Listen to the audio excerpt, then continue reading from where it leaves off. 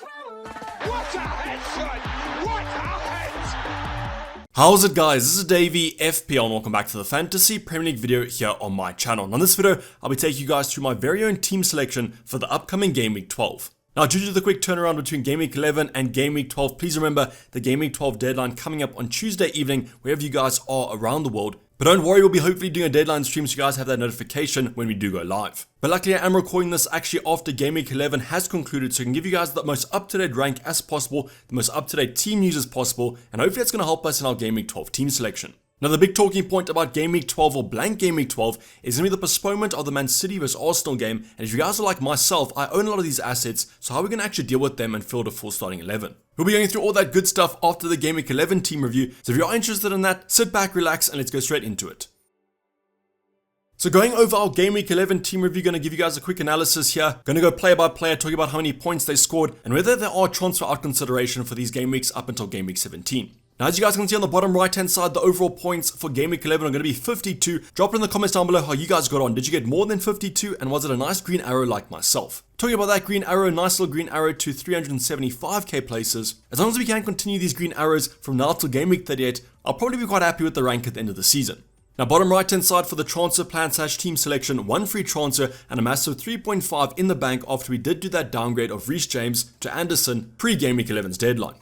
Now, I'm going to start off the Game Week 11 team review as we always do, going to go onto our bench, and unfortunately for Game Week 11, we actually had quite a few bench points. The first one was going to come from Danny Ward, the Leicester vs Crystal Palace game. Who would have predicted a 0-0 there? I thought there was going to be so many goals in that one, but fortunately and unfortunately, if you guys did own the defenders or the attackers, both Crystal Palace and Leicester got a clean sheet. So I think if you guys did start Danny Ward and have that Iverson combination, I'll be super happy at that. Luckily though, our goalkeeper Nick Pope also kept a clean sheet. We then have Kudzumu, who was actually on our starting 11, but we had some conflicting reports there. Pre-Game Week 11's deadline, we had news that he was actually training. Then the West Ham vs Southampton game came up yesterday, and it was told to us that he was actually isolating. Now, I don't exactly know the extent of that illness. I think it might have just been a precaution thing to kind of isolate him, not to spread the virus or whatever he is sick with. But he ended up not playing for Southampton, and luckily though he didn't because Anderson got a clean sheet. Andreas also with the 5 points. Now, if you guys did start Andreas over Mitrovic, I guess the points difference wasn't too much, but luckily we made the correct call, started Mitrovic as he did outscore Andreas. And finally, Neko Williams, with Serge Aurier out with an injury, wasn't even in the squad. Williams managed to start, get his 2 points, and unfortunately with that Nottingham Forest defense, I don't exactly expect that much more from him. So on our bench, we did obviously have some options. I think the Andreas one might have actually hurt, because when you guys do see my midfield options, they were simply terrible this Game Week 11. Going on to our starting 11, and I've already spoken about Nick Pope, luckily got a clean sheet against United. I played the odds here. I had Wilfred Zaha versus Ward. I didn't own a United attacker, wanted that Newcastle clean sheet, and that's exactly what we got. So luckily Nick Pope ended up with 6 points, 1 save off an extra save point and potentially a bonus point, but that wasn't to be. Going on to the rest of our back line, and it was a pretty dismal performance from Cancelo. Actually managed to get almost an assist for the Salah goal, got absolutely spun on a pass all the way from Alisson. Now, overall, Man City didn't look as strong as they've looked in the prior game weeks against the Liverpool side. I don't actually know if it was down to Man City playing badly or Liverpool just playing well. But I'm pretty sure that he will rebound from this mistake, and I'm expecting him to play the majority of games still with that whole injury situation with the fullbacks. We then have Trippier, who like Nick Pope managed to get us a clean sheet, so no, it's not kind of an assist and a bonus point or 2 bonus points like he's had in previous game weeks. He actually did get a straight clean sheet this game week, and that's going to result in 6 points. So super happy that my Newcastle double up finally got us a clean sheet from bringing them in on that Game Week 8 wildcard, and a little bit unexpectedly against United. Then our final defender in our starting 11 is going to be Anderson from Crystal Palace. Now, you guys might be asking me why I went for Anderson over a Gay. Yes, they both are kind of a similar price point. Gay comes in 0.2 cheaper. But when I did look at the stats, I thought that Andreas had the better attacking stats. On paper, he looks miles better than Gay. And that's why with my bank, no money considerations from now till Game Week 16 hopefully, I just went for the extra 0.2. But if you guys went with Gay, you would have got more points this week. Actually, one of the reasons I went for Anderson was because he was on 3 yellow cards or 2 yellow cards, and Gay had 1 extra. But ironically, in Game Week 11, Anderson picks up a yellow card, and that's why he only has 5 points. But either of those 2 options would have been perfectly fine. A Doherty also would have been a good pick, but I personally prefer Anderson with his lovely Crystal Palace fixtures up until the World Cup. And now moving on to the midfield department, and as I mentioned earlier on, spoiler alert here, nothing came from our midfield this week. Going to start off with Kevin De Bruyne, lackluster performance against Liverpool. Yes, he did have that massive chance, almost an assist for the Haaland goal, but at the end of the day, it just seemed like Man City weren't clicking. Now, he definitely will be a consideration for a transfer out. Upcoming blank hasn't exactly livened up our team since we brought him in on that Game Week 8 wildcard, and that's why I might actually go for a cheaper option or just do a straight swap for Salah. Now the next option, the less said about him, the better. It's going to be James Maddison, and if you guys are kind of in the FPL world, you'll know that he was on 4 yellow cards, needed 1 more yellow card to be suspended for the next fixture. So what does James Maddison go and do? He dives in the 95th minute, the last minute of that fixture, and gets the yellow card. Now I was actually watching this game live and I was looking at it and I thought, at least James Maddison's going to start in game week 12 for me. Leeds at home, relatively fine fixture there. But then the yellow card comes and that's just peak FPL. But besides that, the Crystal Palace Leicester game was pretty boring. Both sides had a few chances, but no kind of concrete ones. So I'm going to have to settle with the 2 points, but just remember it was 3 points minus 1 for the yellow card. Next up is going to be Martinelli. Did not watch that fixture against Leeds, but it seems like there were a lot of technical difficulties, and unfortunately that was going to result in Martinelli not getting any points as well. So only the 3 points in a game that was quite highly contested, and I guess we were a bit lucky to get the extra point from that Bamford missed penalty. But I guess with all the points that Martinelli's been getting us over the prior game weeks, a blank was expected to come. Just a little bit disappointing that it'll be 2 consecutive ones with that Arsenal game being postponed in game week 12.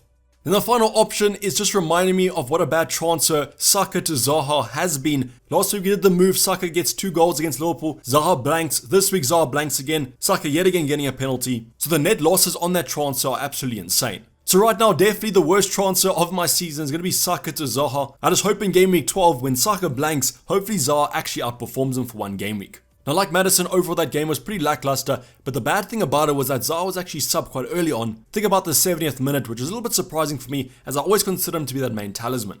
Now I probably won't look too much into that, but whenever Zaha kind of gets subbed early, there's going to be some kind of reaction. So if there's no fight in training, and then he gets suspended for game week 12. Then finally go on to our forward line. We're going to start off with Haaland, going to start off with the kind of bad and then go to the good. Only 2 points double to 4 for our captaincy option, but like I spoke about with Cancelo and De Bruyne, Man City overall just didn't click. Now I will say that Haaland had 1 or 2 chances there, not really kind of clear-cut chances except for maybe the header, where I did actually expect him to do better. But overall I thought that Liverpool actually defended pretty well. But please don't go and kind of sell Haaland. Yes, you might actually do a switcheroo with Kane for game week 12 if you want to, but I still do think Man City had those chances, and on another day Haaland probably gets 1 or 2. We're now going to focus on the good side of our starting 11s. So yes, our 2 newly promoted strikers actually did the goods for us this week. The first one's going to be Mitrovic, massive 7 points there in a game week that was quite low scoring. Actually started that fixture against Bournemouth, which was a little bit of a surprise there. Was happy that I made the right decision of starting him over someone like an Andreas. Now the good thing about Mitrovic actually starting game week 11 is that he does look like he'll start game week 12, where we do actually need him to start. Now I'm going to rope in the other newly promoted striker. It's going to be Solanke with a massive 12 points. So yes, the Giga Chad Solanke managing to get us a double-digit haul yet again. And luckily for us, that Fulham Bournemouth game was quite a goal fest. But as you guys can see, the kind of newly promoted strikers, I'm relying on the kind of Fulhams, the Bournemouths for game week 11 to rebound my team. As when you look at that midfield department, just think about that. The strikers outperform those 4 midfielders. Both these 2 options super cheap, and if they're going to continue to score points like they are, they're going to be absolute FPL gems. But as you guys can see, our starting 11 resulting in a massive 52 points. I say massive, but this week wasn't actually that high. Let me know if you guys scored higher than that, and how big were those green arrows for game week 11? Drop it in the comments down below.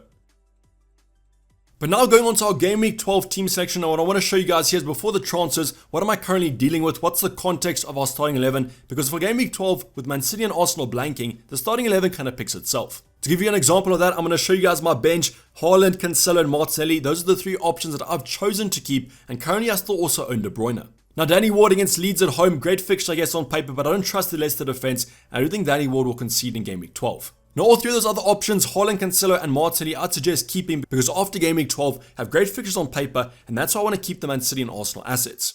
Now going on to our starting 11 though, and this kind of team kind of picks itself as I mentioned earlier on. The only kind of decision I guess is Nick Pope over Danny Ward. I prefer Nick Pope against Everton at home. Everton kind of struggling to score at the moment, whereas Leeds always an attacking side, and that's something Nick Pope can at least get some save points, but the Newcastle defense looks pretty solid. The back 4 is going to be pretty patchy though. Neco Williams against Brighton away. We have had news today that Serge Aurier is currently carrying a knock, but he's not exactly ruled out for game week 12. But let's hope that Neco Williams will return, but we might actually transfer him out because even if he does start, don't exactly expect him to keep a clean sheet.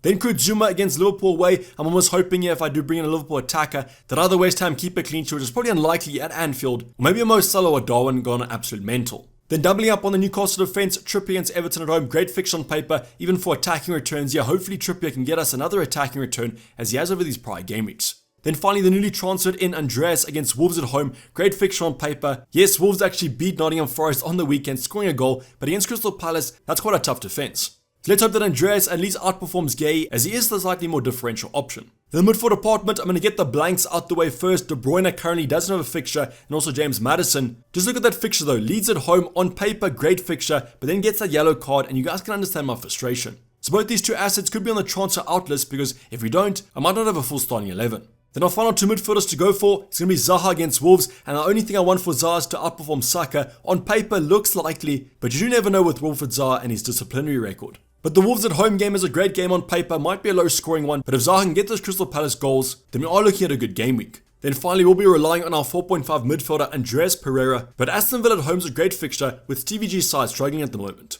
I'm going to rope in Mitrovic here as he has the exact same fixture, should start game week 12, they are playing on Thursday as far as I can recall, so just hope that he doesn't get injured in training again. And then finally we have Solanke against Southampton, a side that are struggling at the moment. Did actually get a draw against West Ham on the weekend, but I'm hoping that Bournemouth can at least score against them as they haven't kept a clean sheet this season. But as you guys can see, the kind of team picks itself this week. I want to keep Haaland, Cancelo and Martinelli, so I won't transfer them out, and therefore De Bruyne and Maddison are on the way out potentially for a -4 hit. Let me know how many players you currently have for Game Week 12, and don't worry, if you guys are using the free hit, I'll be producing a free hit draft tomorrow for you guys. So currently 9 players of Williams and Zuma both feature, so let's hope they do.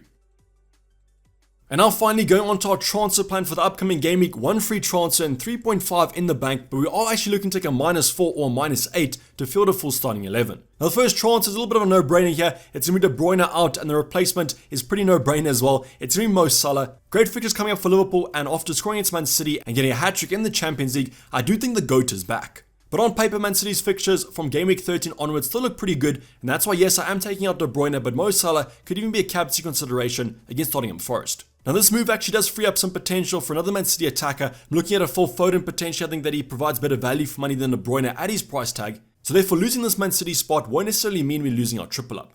So De Bruyne to Mo Salah looks pretty locked in as long as we don't get kind of injury news about Salah in training or something like that. And to be honest, he could be the captaincy option that we go for in game week 12 against West Ham at home. Now what I probably will do is I'll classify this as the hit if I do take a -4 or -8, because as you guys know, in a blank game week, hits are half price, so only a -2, and if we captain that player we bring in for a hit, it's only worth the -1.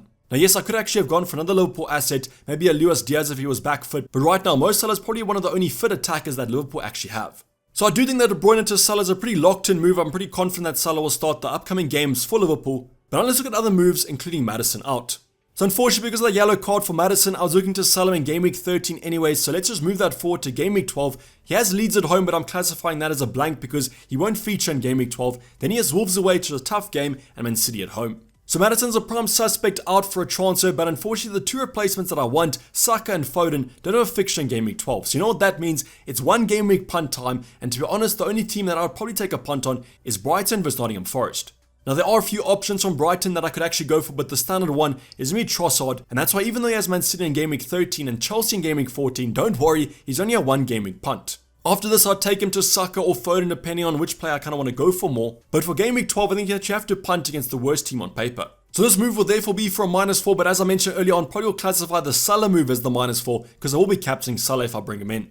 Now there has been some speculation about Trossard potentially not starting because the manager today came out, the Brighton manager that is, and said that Adam Lallana will be featuring, and therefore there is some concern about Trossard potentially playing at either wing back or not playing at all. Now that's why I'll be waiting for as long as possible before doing this move because Brighton do play the first game of the game week, and therefore the deadline stream might get some early team news. So that's my current plan with the transfer, and as I'm taking Trossard out anyways, I don't really worry about the price rise, but if Maddison does drop tonight, that might be a concern. But don't worry, I will update you guys on my Discord server if you are a Legend member. Now the last transfer I want to talk about might be kind of in addition or as a replacement for the second transfer, and that would be Maddison to Trossard. Now the transfer I'm talking about is potentially making a defensive replacement. With that 3.5 in the bank, I can make quite a significant upgrade, and that's with Neco Williams out, and the replacement could be Trent Alexander-Arnold. Now the reason that this move looked quite good for game week 12 is that I want to bring Trent in from now to game week 16 anyways, so why kind of wait? If Neco Williams is going to be out for game week 12 or won't start, I can bring Trent in after him coming off the bench against Man City. Now the fixtures upcoming for Liverpool don't only look good from an attacking point of view, from a defensive point of view they also look pretty stellar. So yes, this could be in addition or as a replacement if I don't really want to go for a Trossard and I want to hold off for that move for 1 week to bring in a Saka or a Foden. This could also be Kurt Zuma, but I just generally prefer Neco Williams because I think that Kurt Zuma might be reliable for the future game weeks when West Ham do have a good game. Whereas with Neco Williams, even if he does have a good game, probably won't keep a clean sheet as we saw on the weekend against Wolves. So right now, this could be a potential move, but what I might do is just wait and see. Trent just came back from an injury, might not be exactly rushed back in, and with the fixture congestion coming up for Liverpool, I might give this 1 game week's thought. So currently the plan is to potentially take a -4, this could grow to a -8, but right now Salah in for De Bruyne looks pretty nailed, then Trossard in for Maddison also looks good if we do get positive team news about him. But let me know what you guys think about these transfers down below. Also, let me know what moves you guys are making. And as mentioned earlier on, if you guys are free hitting, don't worry, I'll be making a free hit video for you guys tomorrow, so stay tuned for that. But this is actually wrap up the video, guys. Hope you did enjoy. Please remember to like the video and subscribe if you haven't subscribed yet. I will see you guys in the deadline stream coming up on Tuesday, 1 hour before the deadline. But I'm signing off, Dayvy FPL, and I'm out. Cheers, bye.